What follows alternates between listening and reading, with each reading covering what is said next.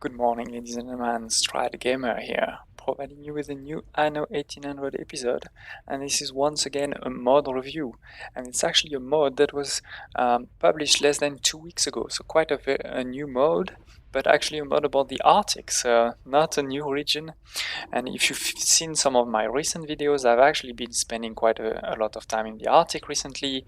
I've done videos on what are the best items for each of the productions chains in the Arctic. I've also done, as you can see here in my max population series, sort of finished the Arctic.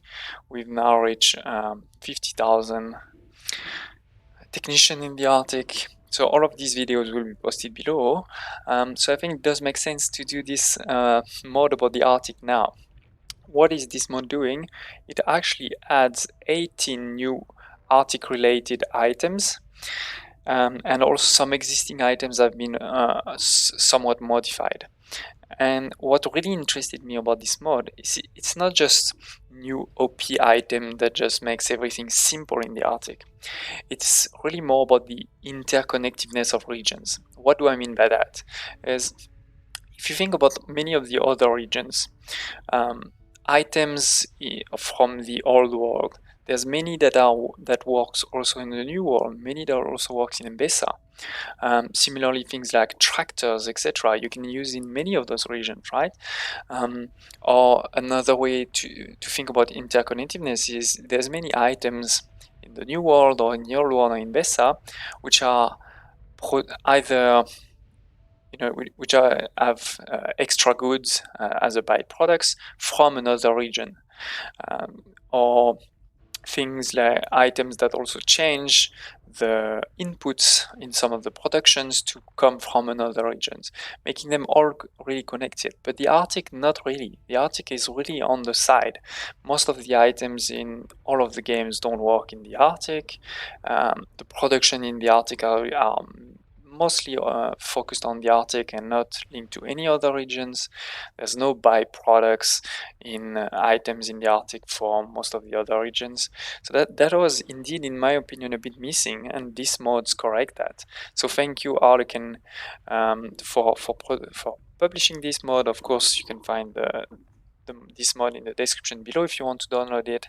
And let's dive in. So as I said, it's 18 new items that we're gonna look at, and as per the description of the mod, all of the non-legendary items can be bought at Eli's Arbor, so that's an easy way to do it. They say that all items can be obtained as quest rewards from Arctic residents, visitors, and quest rewards from Eli or Carl on missions, also at the Research Institute, and lastly as rewards for conquering Carl Islands. Obviously, I'm gonna be honest, I didn't test if all of this is working, especially like conquering island or quest rewards, because that would take a while to really get all of these 18 items. But what we can easily see is in the Research Institute, because in general, I've already researched all of the other elements in the Research Institute. So seeing new ones here definitely means that there are some new items, and we can already see some of these. Affects fisheries and pearl farms. So once again, so this is linked to what I was saying about connectiveness. It affects things in the old world and in the new world, but with an extra good of the Arctic. This affects gas fire plants. So we add some items for the oil power plants, but basically no items, very few items for the gas power plants. So now we do have a few. Or this one, the cannery. It affects cannery, right? So the old world stuff. Instead of goulash, processes caribou meat. So to me, this really makes the DLCs interconnected and really makes that interesting for the end game. So anyway, I won't, research all of these. I mean, we could. It wouldn't take that much time, but we see new ones here. Some nice faces, to be honest. I love that. What the easiest way is actually just to do Control T to go into your item menu, right? And if you click on unknown, then you'll be able to find items that you don't even know. So that is fine. And then we can go a bit one by one. To be honest, I'll just show you very quickly those 18s so you can see where they impact and understand if you want this mode. Okay, so let's dive in. The first one is called the electrician. You can see it here. It's for your trade unions to affect gas-fired power plants, and it will produce extra gas. So this is very similar to an item that does the same thing for oil power plants with producing extra oil, but here with gas. And what's also interesting in this mod is, it's not like the author went direct only for 18 legendary. There's from uncommon to legendary, so for all type of players. Then the pressure inspector, we saw him earlier, this nice face, also impacts gas fire plant, extra good gas, and also reduces the chance of fire. And that is a rare item. Okay, then the next one is Alexandra, the safety inspector. You can see it here, reducing workforce, which is quite key because there's actually no items, right, in the base game to reduce workforce of gas power plant, if I'm not mistaken. So that's quite a good one. Also because your gas-fired power plant need more. It's 250, if I remember correctly, engineers instead of 150 for the oil power plants ones. And also chance of fire and explosions. These are quite similar to items that exist for the oil power plants but didn't exist for the gas power plants. Then we move into something completely different with Anton, the special hat maker. Affects bombing weavers, so in your new world. Productivity, instead of cotton, processes goose feather and also creates some goose feather. Quite a good item, I have to say. Then we have Anya here. Anya, the wailing lobbyist. She affects light bulbs factory. So in the old world, reduces explosions, which can be useful, but mostly instead of filaments, the building processes whale oil. And if you've played a bit in the Arctic, you know that whale oil, it is limited because you only have limited harbor area, but at the same time, you can actually produce quite a bit. So another epic item. Then moving into Fergus that we also saw earlier. This is the one for the cannery. Improve the attractiveness, and instead of goulash that nobody likes, you can use caribou meat. So that can be quite useful. Moving on to another epic with Ishmael, which we also saw quickly earlier. Fisheries and pearl farms in your harbor master's offices creates a whale oil, which can be quite powerful. If you want to use Anya, if you remember Anya just before, sorry about that. So Anya for your light bulbs, right? You are using whale oil. So now, if you're creating whale oil already in the old world or in the new world with this new one of Ishmael. Oh, no. Ishmael. In your fisheries, right? You can have tons of fisheries, and at 1 out of 4, given that fisheries are quite quick, that can be a lot of whale oil. So this is the type of thing I think that can really impact gameplay. That's what I like about this. It opens new functionalities. And this one is for the Arctic Lodge. So in the Arctic, quite a few things: lumberjacks, charcoals, caribou, beer, prime hunting cabins, productivity, and forest density, which is quite missing right now today. There's just one item that usually impact that, and also some wool. So once again, quite and that was the first legendary. Moving on, Clamile affects sawmills, sled factories, and husky sled factories in the Arctic launch. Productivity, but most importantly, extra goods from the old world, right? Windows, wood veneers, that's also New World, and chassis. So again, in this philosophy of interconnectedness, I really like that. Another legendary one, Ellen, affects sleeping bags factories and podcast factories, plus 50. Instead of sealskin, the building processes wool, plus a lot of extra code, like sleds and oil lamp.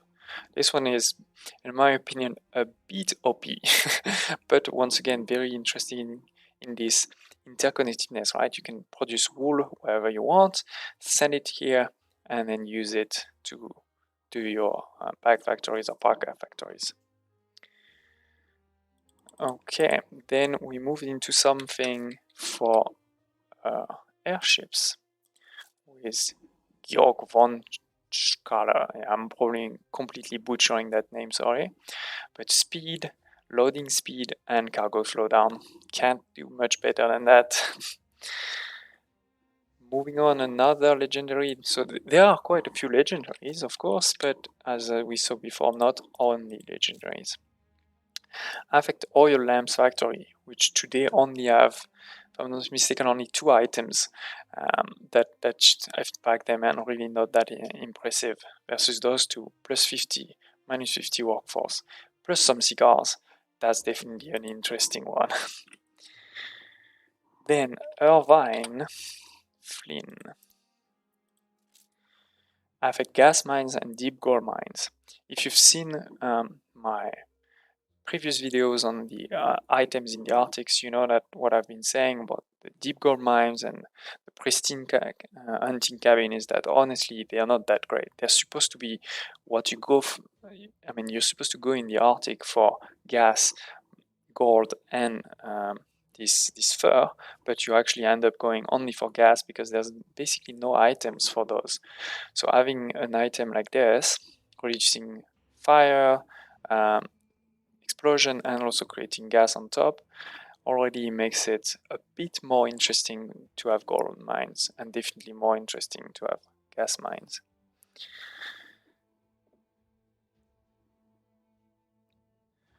And moving on, another legendary with Jonah. Affect whaling station and seal hunting dogs. Productivity, well abundance provided. I'm not sure what that means. It's probably just the fertility, right? You don't need the fertility, you get it. But what's most interesting to me is this extra good, like pigs, beef, interconnected, and caribou meat. You can also see a lot of expedition bonuses. If you guys are into expeditions, that is an interesting one. Next one, and we're getting close to the end of the list, but you can see we do have quite a few interesting ones. Especially this one to me is a big one because there are currently no items at all that impact the max residence of explorers and technicians. This one does. So if you don't really, if you really want to go for the max number of people and you don't care about staying vanilla without mods, this one is key. Of course, for my population record, I'm trying to not have any mods because then it's hard to compare between players. But anyway, plus 30 with plus 3 for pemmican and husky sleds, and also reduce needs for canteen and post office, which sometimes is hard to always get to 100% given the heat and all of this.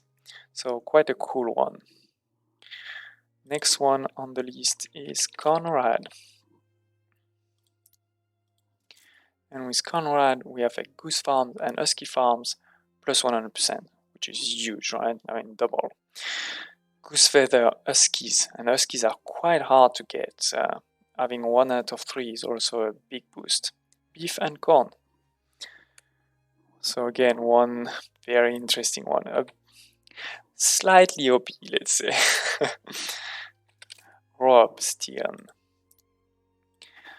Rode Avex Pemmican Cookhouse, which to be honest I feel already have a lot of great items. This is for me the only production chain in the Arctic that already has a lot. But anyway, productivity and most importantly instead of whey or your process is tallow. So once again interconnectedness to the old world.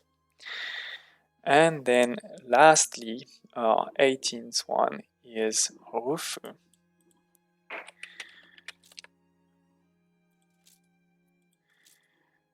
She affects once again, it's become one of those new items that can affect the Numax residents for both Explorer and Technician with plus 30%, also reduces Arctic chains, bonus income, yeah, to be honest, not that important for me at least, and then bonus residents from sleeping bag and parkas, which are needs, which are heat needs, right? Like luxury needs. So it's interesting that they do bring residents because it sort of forces you, if you want to get to the max pop, to also provide those needs.